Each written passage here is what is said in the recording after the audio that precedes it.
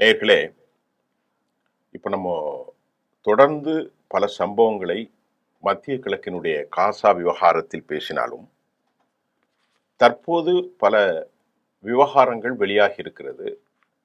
அதில் மிக முக்கியமாக அமெரிக்காவை நம்பக கூட்டாளியாக ஆக்குவதற்கு தற்போது பெஞ்சமின் நேதன்யாகவும் அவருடைய தீவிர வலதுசாரி தீவிரவாதிகளும், அப்படிதான் அதை சொல்ல வேண்டும், தடுத்து கொண்டிருக்கிறார்கள். இந்த யூத தீவிரவாதிகளான பென்கேவிர் மற்றும் பெசலில் ஸ்மோட்ரிச் போன்றவர்கள் மக்களை அழிக்கணும், வீசிக்கொண்டே இருக்கணும், ஃபோர்ஸபுளாக எவாக்குவேட் பண்ணணும், ஹமாஸை அனிகிலேட் பண்ணணும் அந்த டெரிட்டோரியிலிருந்து. வித்தவுட் பீஸ் கிரேட்டர் இஸ்ரேல் இது ப்ராமிஸ்ட் லேண்ட். அப்படி இல்லைன்னா நாங்கள் வித்ட்ரா பண்ணோம் ஆட்சிக்கு. பெஞ்சமின் நேதன்யாகு இப்போ அதுக்கு ஏற்றவாறு கலகம் செய்வதை அமெரிக்கா நன்கு உணர்ந்து கொண்டது. அரபுகள் உணர்ந்து கொண்டாலும் அரபுகள் பார்த்து கொண்டிருக்கிறார்கள். அமெரிக்காவினுடைய சிஐஏ மற்றும் இன்டெலிஜென்ஸ் ரொம்ப கவனமாக இதையெல்லாம் பார்த்து கொண்டிருக்கிறார்கள். ஒவ்வொரு நிமிடமும் நாம் பேசி கொண்டிருப்பதை விட 10,000 லட்சம் கோடி நுணுக்கமான செய்திகளை அமெரிக்கா இன்டெலிஜென்ஸ் அறிந்து கொண்டதால் ஜேடி வான்ஸ் அமெரிக்காவினுடைய வைஸ் பிரசிடென்ட் அவர் நேற்று ஸ்கேம் ஹியர் அங்கே வந்துட்டாரு. அவர் எதற்கு வந்தார் என்று சொன்னால், இப்பொழுது மத்திய கிழக்கிலிருந்து துருக்கி எர்டோகன், கத்தருடைய அப்துல் ரஹ்மான் அல் தானி, அதை தாண்டி அவர்களுடைய நம்பகமான கூட்டாளிகளான மிக முக்கியமாக எம்பிஎஸ் முகமது பின் சல்மான் சவுதியிலிருந்து மறைமுக சில அழுத்தங்கள், சில பேச்சுக்கள் போய்கொண்டிருக்கிற நிலையில் இவருடைய நிலை ஒட்டுமொத்த அமெரிக்காவுக்கும் பெரும் சீரழிவை ஏற்படுத்தும், நாங்கள் தொடர முடியாத சூழ்நிலையை ஏற்படுத்தும் என்றெல்லாம் ஏதோ காரணங்கள் சொல்லியிருக்கிறார்கள். அது வெளியாக வரவில்லை. இந்த நிலையில்தான் அமெரிக்காவினுடைய வைஸ் பிரசிடென்ட் ஜேடி வான்ஸ் வந்திருக்கிறார். அவருக்கு பக்கபலமாக ஜெரி குஷ்னர் இருந்து கொண்டிருக்கிறார். அவருடைய மருமகன் ஸ்டீவ் விட்காஃபும் அங்கே இருக்கும் காட்சி நாம் காண முடிகின்றது. ஜேடி வான்ஸ் ஏன் இப்பொழுது வந்தார் என்றால், ட்ரம்புடைய கடுமையான கோபத்தை, சினத்தை அவர் எடுத்துரைப்பதற்காகவே வந்திருக்கிறார். நேரடியாக காசா அரசாங்கம் குறித்து தனக்கு எதுவும் தெரியல அப்படின்னு அவர் பேசினாரு. அப்போ அவர் ஏன் வந்தார் என்ற கேள்விதான் நமக்கு எழும். இந்த ட்ரூஸ்ல சீஸ்பயர்ல அவருடைய ஈவெண்ட்ஸ் ஒன்றும் இல்லை. அதற்காக வேறு ஆட்களை அவர் நியமித்தார். ஆதம் பவுச்லர் வந்திருந்தார், விட்காஃப் இருக்கிறார், ஜெரி குஷ்னர் இருக்கிறார், அது மாதிரி மேக்ரோ ரூபியோ ஆரம்பத்தில் வந்தார். இப்பொழுது ஜேடி வான்ஸ் அழைக்கப்பட்டிருக்கிறார். இவர் இந்தியாவில் உள்ள பெண்ணை தான் திருமணம் செய்திருந்தார். இவர் ஒரு கத்தோலிக்க கிறிஸ்தவர். ஜேடி வான்ஸ் காசாவை கட்டியெழுப்பது மட்டும்தான் எங்களுக்கு முதற்கான பணி. நாங்கள் ஒரு அரசை உருவாக்க முயற்சிக்கிறோம். அதே நேரம் அதனுடைய ஃபியூச்சர் குறித்து எங்களுக்கு எதுவும் இப்பொழுது சொல்ல தெரியாது. ஆனால் நீண்டகால அரசு குறித்து பிரச்சனை, சந்தேகம் அவர் தெரிவிக்கிறார். ஏனால் இந்த மாதிரியான ஒரு டிசன்ட் சிச்சுவேஷன் குறித்து அமெரிக்க வைஸ் பிரசிடென்ட் ஒரு பட்டும் படாமலும் ஒரு ஸ்டேட்மெண்ட்டை அவர் கொடுத்திருக்கிறார். இதனை ஒரு ஜேடி வான்ஸ் கருத்தை ஒரு ஆப்டிமிஸ்டிக்ஸ் மெசேஜாக பார்க்கப்படுகிறது. அதாவது யூதர்களுக்கு வாய்ப்பாக அவர் பார்க்காமல், நீண்டகால ஒரு பீஸ் இல்லை என்று சொன்னாலும், எனக்கு தெரியாது என்று சொன்னாலும், அவர் வந்திருக்கிற அந்த கருத்து ஒரு ஆப்டிமிஸ்டிக்காக பேசப்படுகிறது. ஏன்னால் வெளிப்புறத்தில் அவர்களுக்கு எதிராகவும் பேசிவிட முடியாது. ஆகவே நீண்டகால கூட்டாளிகளாக யூதர்களை குறித்து என்ன முடிவு எடுத்திருக்கிறார்கள் என்பது தெரியவில்லை. காசாவின் ஃபியூச்சர் குறித்து சாத்தியமானதாக பேசிய ஜெடி வான்ஸ், காசாவுடைய all parties work together to make it happen அப்படிங்கிற வார்த்தையும் அவர் பயன்படுத்தி இருக்கிறார். ஆல் பார்ட்டிஸ்னா யார் என்பது தெரியவில்லை. சர்வதேசத்தினுடைய பார்ட்டிகளா அல்லது அந்த நாட்டில் உள்ள யூதர்களா என்பதை அவர் பொத்தாம் பொதுவாக ஒரு கருத்தை சொல்லியிருக்கிறார். விட்காஃப் ஒரு சாதுவான போக்கை கொண்டவர். ஆனாலும் அவர் it is a model for Gaza future, இது வருங்கால ஒரு கான்ஃப்ளிக்ட்டுக்கு உறுதியாக நிறுத்தும் என்ற ஒரு பாசிட்டிவான கருத்தை விட்காஃப் தெரிவித்திருந்தார். ஜேடி வான்ஸ் தனக்கு பக்கபலமாக இவர்கள் இருக்கிறார்கள் என்று சொன்ன அமெரிக்காவினுடைய vice president, it's tax more time. இது ஒரு இன்கிரெடிபிள், ஒரு அதிக காலம் ஆனாலும் கூட இந்த முயற்சி ஒரு இன்கிரெடிபிள் என்ற வார்த்தையை அவர் பயன்படுத்தியிருக்கிறார். இது அமெரிக்கா இப்பொழுது இவரை அவசரமாக அனுப்பியதின் நோக்கம் என்ன? நோக்கம் என்ன? வேறு ஒன்றும் இல்லை. அந்த 21 பாயிண்டை போட்டு உலகத்தில் நான் ஒரு பீஸ் மனிதன், அமைதி மனிதன் என்றெல்லாம் தன்னை பிரகடனப்படுத்தி கொண்டிருந்தார். அந்த நாட்டுக்குள்ளே நார்த் கிங்ஸ் போராட்டம் மிகப்பெரிய அளவில் வெடித்திருக்கிறது. அமெரிக்கா ஷட் டவுன் செய்யப்பட்டிருக்கிறது. அமெரிக்காவுடைய ரெசஷன் அதிகரிக்கிறது. Jobless indication beyond the limit என்கின்ற அளவுக்கு அது சென்று கொண்டிருக்கிறது. நேட்டோ பார்ட்னர்கள் கொஞ்சம் கொஞ்சமாக விலகிச் செல்கிறார்கள். அரபு கூட்டாளிகளும் விலகுகிறார்கள். உக்ரைன் போரை முடிவுக்கு கொண்டு வர வேண்டும். ஜெலன்ஸ்கி அச்சுறுத்துகிறார். இந்தியாவோடு டேரிஃப் ரெசிப்ரோக்கல் ஓடுகின்றது. சீனா மிக முக்கியமாக கனிமங்களை அவர்களுக்கு, அதாவது ரொம்ப வேல்யூபிளான ப்ரிசியஸ் வேல்யூபிள் அப்படின்னு சொல்லக்கூடிய கனிமங்களை சப்ளை செய்வதற்கு மறுக்கிற விவகாரத்தில் அமெரிக்க அதிபர் ஆண்டனியோ அல்பேனியோவை மேட் பண்ணினார்.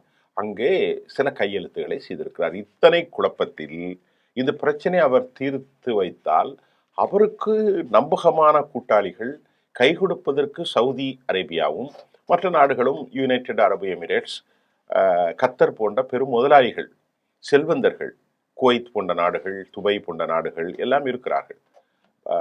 ஆகவே பஹ்ரைன், எல்லா நாட்டிலிருந்தும் அவருக்கு மூலதனம் நின்றுவிடும் என்றால் இந்த பிரச்சனை அவருக்கு ரொம்ப முக்கியம். ஒரு பேட்டை தாதாவாக வைத்து கொண்டாலும் அவர்களுக்கு இவர்கள் மானியம் தான் கொடுக்க வேண்டும். இவர்களிடத்திலிருந்து பெரிய அளவில் பொருட்களை பெறக்கூடிய லெவலில் இல்லை. செல்வம் அரபு நாடுகளில் இருக்கிறது, டெக்னாலஜி இவரிடத்தில் இருக்கிறது. ஆனால் அத்துமீறல் நடவடிக்கையும் தீவிரவாதமும் இஸ்ரேலில் மிகைத்திருக்கிறது. இதுதான் ஒரு மிக முக்கியமான விஷயம். இதில் கனடாவினுடைய மார்க் கேர்னே, அந்த பிரசிடென்ட், என் நாட்டுக்கு வந்தால் உள்ள நான் அரெஸ்ட் பண்ணுவேன் அப்படின்ட்டு ஹி மேட் ஓப்பன் டெக்ளரேஷன். அவருடைய வார்த்தைகள் ஒரு வெளிப்புறத்தன்மையோடு அறிவிக்கப்பட்டது. இப்போ இங்குள்ள ஸ்போக்ஸ் பர்சன் என்ன சொல்கிறார்? International spokes person from Tel Aviv will reconsider that. இதை நீங்கள் பண்ணுங்க, அப்படி இந்த வார்த்தையெல்லாம் சொல்லக்கூடாது அப்படின்ன மாதிரி இவருக்கு ஒரு கேவலமான இழிவை ஏற்படுத்தியிருக்கிறார். அவன் ஒரு குற்றவாளி, அவன் ஒரு மனித இனப்படுகொலையாளன், எத்னிக் கிளென்சிங், இனச்சுத்திகரிப்பாளன் என்றெல்லாம் அந்த அர்த்தத்தில் அவர்கள் சொல்லியிருக்கிறார்கள். அவர்கள் மட்டுமல்ல, யுனைடெட் கிங்டம், அதாவது இங்கிலாந்தினுடைய ஸ்டோமரும் கூட 500 பில்லியன் நீ கொடுக்கணும். ஏன்னா நீ மனிதர்களை கொலை செய்தாய், பிள்ளைகளை அழித்தாய், கற்பிணிகளை அழித்தாய், நாட்டை அழித்தாய். அதனால நீ ஒரு 500 பில்லியன் கொடுக்கணும் அப்படின்ட்டு முந்தைய நாள் 2 தினங்களுக்கு முன்பு காலை இங்கிலாந்திலிருந்து அவர் அறிவிப்பு செய்திருக்கிறார். ஆஸ்திரேலியாவும் அறிவிப்பு செய்திருக்கிறது. இத்தாலி, ஜெர்மன், எல்லா நாடுகளும் இவன் ஒரு தீவிரவாதி, சியோனிச தத்துவத்தின் தீவிரவாதி என்று அறிவித்திருக்கிற நிலையில், சர்வதேச கோர்ட்டு தண்டிப்போம் என்று சொல்லியிருக்கிற நிலையில், அவரை கைது செய்ய வேண்டும் என்றும் மார்க் கேர்னை சொல்லியிருக்கிற நிலையில், கிரைம் அகெயின்ஸ்ட் ஹியூமனிட்டி என்ற வார்த்தையை அவர் பயன்படுத்தியிருக்கிற வேளையில், இவர் ஒரு யூத நாடு என்ன சொல்கிறது? நீங்க நினைக்கிற மாதிரி இல்லை சார், பெஞ்சமின் நெத்தானியாக ஒரு லீடர் ஆஃப் டெமோக்ரஸி, அவர் ஒரு ஜனநாயக சித்தாந்தத்தில் மத்திய கிழக்கில் ஒரு தேசத்தின் தலைவர்.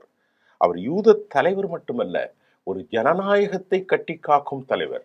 மத்திய கிழக்கில் எல்லா நாடுகளும் அரசாட்சியின் கீழ் இருக்கின்ற போது நாங்கள் மட்டும்தான் ஒரு ஜனநாயக தலைவர். அதனால் அவரை போய் என்ன சொல்லக்கூடாது, கிரைம் அகெயின்ஸ்ட் ஹியூமனிட்டி என்ற வார்த்தையெல்லாம் நீங்கள் பயன்படுத்தக்கூடாது. அதை நீங்கள் will reconsider that what he said. அவர் சொன்ன வார்த்தையை நீங்கள் மறுபரிசீலனை செய்ய வேண்டும். யூத நாட்டிலிருந்து, இஸ்ரேலிலிருந்து இன்டர்நேஷ்னல் ஸ்போக்ஸ் பர்சன் அவர் சொல்கிறார். ஜேடி வான்ஸினுடைய மற்றொரு கருத்து வந்திருக்கிறது. அந்த செய்தியினுடைய தொடர் செய்தி, அவர் பெஞ்சமினை சந்தித்து அமெரிக்காவினுடைய திட்டங்கள் குறித்து பேச போகிறார். அவர் பட்டும் படாமலும் பேசினார். ஏன் அவர் பேசினார், எதற்கு பேசினார், இதையெல்லாம் அவர் பூடகமாக அறிவித்தார். ஒரு இன்கிரெடிபிள், ஒரு optimistic solution must be possible.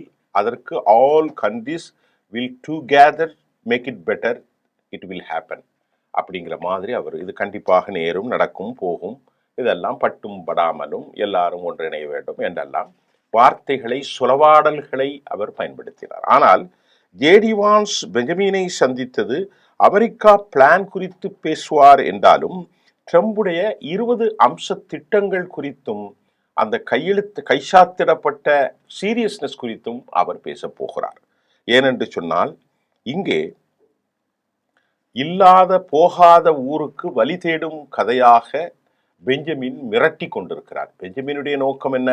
இந்த ஒப்பந்தத்தை சீர்குலைப்பது. அமெரிக்கா நன்கு உணர்ந்திருப்பதால தான் இப்போ ஜேடிஎன் சொல்கிறார். அவர் சொல்லுகிறார் டிஸ்ஆர்ம், ஆயுதங்கள் மௌனிப்பு. ஆனால் ஹமாஸினுடைய கலீலுல் ஹயாவிலிருந்து பல மூத்த தலைவர்கள், அவர்களுடைய பெயர்கள் கூட எனக்கு இப்பொழுது சரியாக ஞாபகம் இல்லை, கலீலுல் ஹயா ஞாபகம் இருக்கிறது, இந்த திட்டத்தில் நாங்கள் ஆயுத மௌனிப்பு என்ற பேச்சே இல்லை என்று சொல்லியிருக்கிறார். ஆயுத மௌனிப்பு இருந்தால் நாங்கள் போலீஸாக செயல்பட முடியாது. இப்பொழுது தற்போது அங்கு பலவிதமான குழுக்கள் ஆயுதங்களை வைத்து மக்களை கொள்ளையடிக்கிறார்கள், மக்களை உடைய பொருட்களை திருடுகிறார்கள். பலவேறு நாசகார செயல்களுக்கு நாங்கள் போலீஸாக செயல்படணும். இவர் எலெக்டட் பாடி, நாங்கள் அந்த தேசத்தின் தேர்ந்தெடுக்கப்பட்ட ஒரு அரசு தலைவர், சும்மா வரல. இப்போ ஹிஸ்புல்லாவும் சரி ஹவுதியும் சரி அவர்கள் ஒரு ரெபல்ஸ் தான். ஆனால் ஹமாஸ் அப்படி இல்லை. அங்கே பிஎல்ஓக்கு எதிராக ஒரு எலெக்ஷன் கான்ஸ்டியூட் பாடி மாதிரி வச்சு அதில் தேர்ந்தெடுக்கப்பட்ட ஒரு அமைப்பு. So we should have a responsibility to protect our national identity and also the people of Gaza. அது மட்டும் இல்லாமல் இதையெல்லாம் பார்க்க வேண்டிய ஒரு கடப்பாடு, we should have a responsibility. எங்களுக்கு ஒரு கூட்டு பொறுப்பு இருக்கிறதுனால் நாங்கள் ஆயுதத்தை வைப்போம் என்ற பேச்சுக்கு இடமில்லை என்று அவர்கள் ரொம்ப தெளிவாக ஓப்பன் டெக்ளரேஷன். இப்ப இதை பிரச்சனை கொடுத்துவதற்கு பெஞ்சமின் முயற்சிக்கின்றார். ஆக அமெரிக்காவுக்கு இது புரிகிறது. ஆகவே இதற்கிடையிலே அடுத்த மாதம் சவுதி அரேபியாவினுடைய crown prince Benjamin MBS Mohammed bin Salman அமெரிக்காவுக்கு சொல்கிறார். அவர் மிக முக்கியமாக யூதர்களுடைய சங்கடங்கள் குறித்தும் அவர் பேச போறார். அவருடைய இந்த விசில் அமெரிக்கா ஒரு மிக முக்கியமான டீல் ஏற்பட போகிறது என்ற கருத்து சர்வதேச நாடுகளின் மத்தியில் இப்பொழுது பரபரப்பாக பேசப்படுகிறது. அது எப்படி இருக்கும்னு சொல்றாங்க, ஒரு சீல்டு அக்ரிமெண்டா இருக்கும். அது அநேகமாக வெளியே தெரியாது என்று நான் நினைக்கின்றேன்.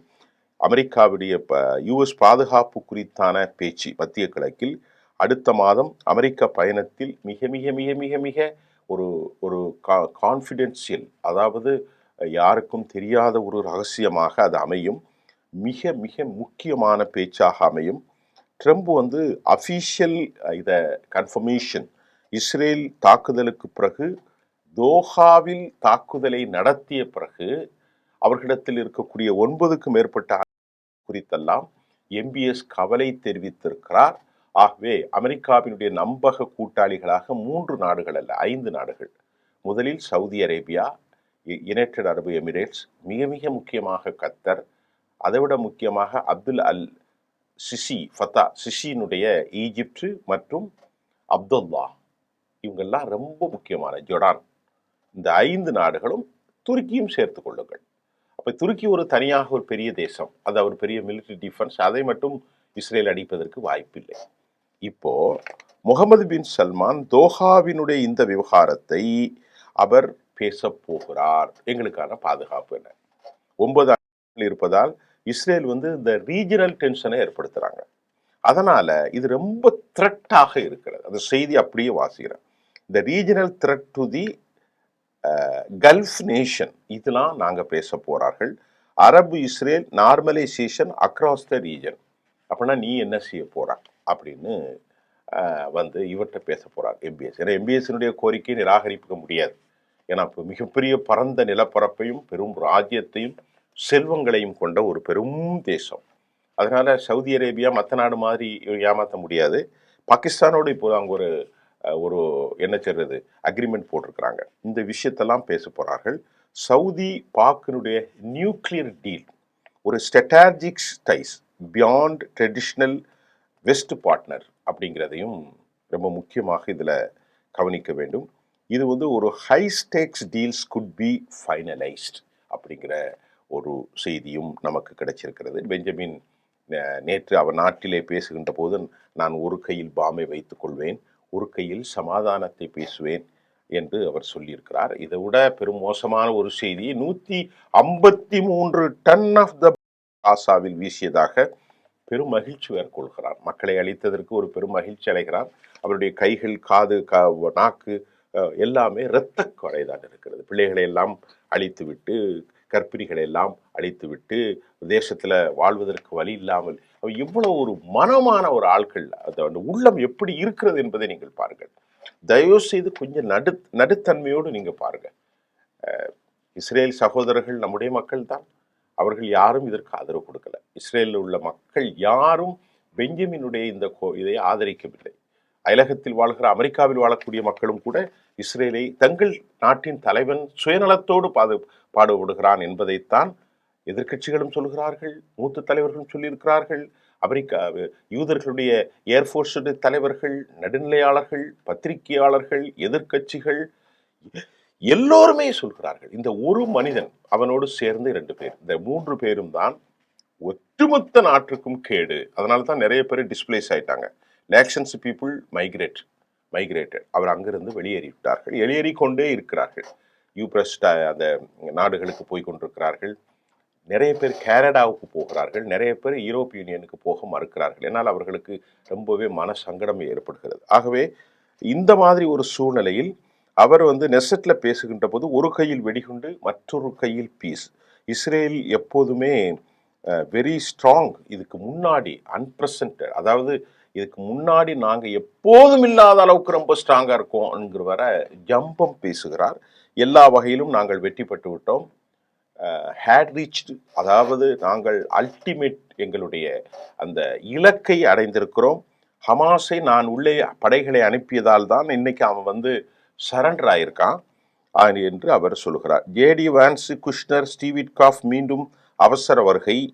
குஷ்னர் இஸ்ரேல் பாலஸ்தீனத்தினோடு இந்த கோஎக்ஸிஸ்ட் பார்ட்னராக செயல்பட வேண்டும், பாலஸ்தீனத்தையும் வளர்க்க வேண்டும் என்று அவருடைய மருமகன் அப்பாவியாக சொல்லிக் கொண்டிருக்கிறார்.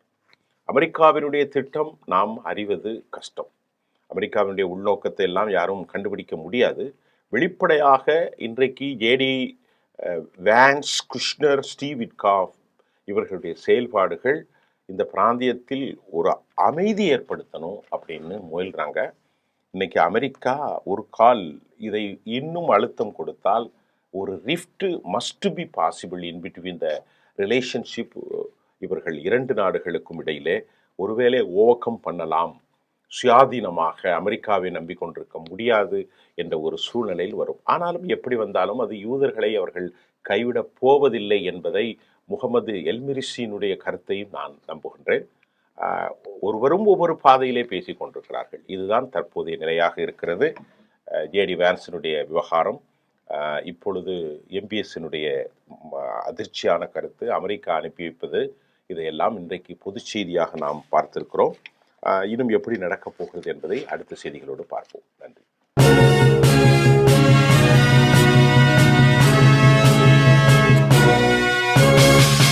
உடனுக்குடன் அப்டேட் தெரிந்து கொள்ள ஜெம் டிவி தமிழ் ஆப்பை இன்ஸ்டால் செய்யவும்.